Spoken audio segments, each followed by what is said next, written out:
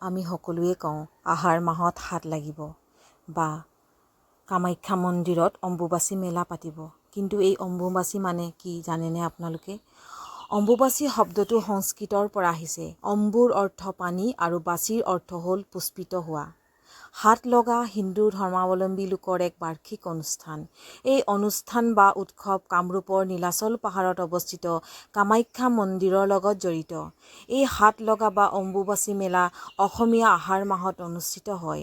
অম্বুবাচী মেলাক হাত লগা, আমতি বা আমেতি নামেৰেও জনাজাত। অম্বুবাচী দেৱী বসুমতীৰ ৰজসলা হোৱা বুলি বিশ্বাস কৰা হয়। জ্যোতিষ শাস্ত্ৰৰ মতে আহাৰ মাহত মৃগশিৰা নক্ষত্ৰৰ চতুৰ্থ চৰণ শেষ কৰি আদ্ৰা নক্ষত্ৰৰ প্ৰথম চৰণত ভৰি দিলে ধৰিত্ৰী মা ঋতুমতী হয়। এই সময়ছোৱাতে অম্বুবাচী পালন কৰা হয়। মা কামাখ্যা মা আদি শক্তিৰ এক ৰূপ। ভাৰতত অৱস্থিত ৫১খন দেৱীপীঠৰ মাজত এই দেৱীপীঠ অন্যতম শক্তিশালী দেৱীপীঠ। কামাখ্যা মন্দিৰৰ দেৱীপীঠক যোনিৰ ৰূপত আৰাধনা কৰা হয়। দেৱীক যোনিৰ ৰূপত আৰাধনা কৰা হয় বাবে বছৰত এবাৰ ৰজসলা হয় বুলি কোৱা হয়। ৰজসলা হোৱা সময়খিনি কামাখ্যা মন্দিৰৰ দুৱাৰ বন্ধ থাকে।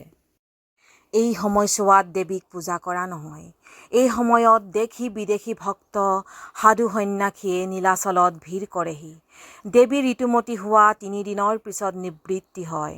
দেৱী ৰজসলা হোৱা সময়খিনিয়েই অম্বুবাচী মেলা। এই ৩ দিন দেৱীৰ যোনিৰ শিলাখণ্ডৰ ওপৰত বগা কাপোৰেৰে ঢাকি ৰখা হয়। ৪ দিনৰ দিনা খুব ধুমধামেৰে মন্দিৰৰ দুৱাৰ খোলা হয়। দুৱাৰ খোলা দিনা সেই বগা কাপোৰ ৰঙা হৈ থকা পৰিলক্ষিত হয়। কামাখ্যা মন্দিৰত এটা কুণ্ড অৱস্থিত। সেই কুণ্ডটোক সৌভাগ্য কুণ্ড বুলি কোৱা হয়। ভক্তসকলে প্ৰথম সেই কুণ্ডটোত শুদ্ধ কৰি ওচৰত থকা গণেশ বাবাক দৰ্শন কৰি তাৰ পিছত মাৰ গৰ্ভত প্ৰৱেশ কৰে। এতিয়া আমি জানো আহক হাত লগা বা অম্বুবাচী সময়ছোৱাত আমি কি কৰিব নাপায়। অম্বুবাচী সময়ছোৱাত কিছুমান কাম কৰিলে চৰম বিপদ দৰিদ্ৰতা নামি আহে বুলি বিশ্বাস কৰা হয়।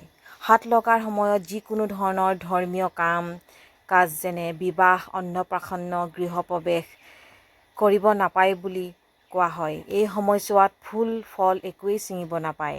ভঁৰালৰ পৰা ধান উলিয়াব নালাগে। হাত ভঙা দিনাও কৰিবলগীয়া বহুত কাম থাকে। সেইদিনা পানীত তিল, চাউল, তুলসী আদি মিহলাই গোটেই ঘৰখন ছটিয়াব লাগে। শুদ্ধিকৰণ কৰা হয়। হাত ভঙাৰ দিনা নামঘৰত নাম কীৰ্তন কৰিব লাগে।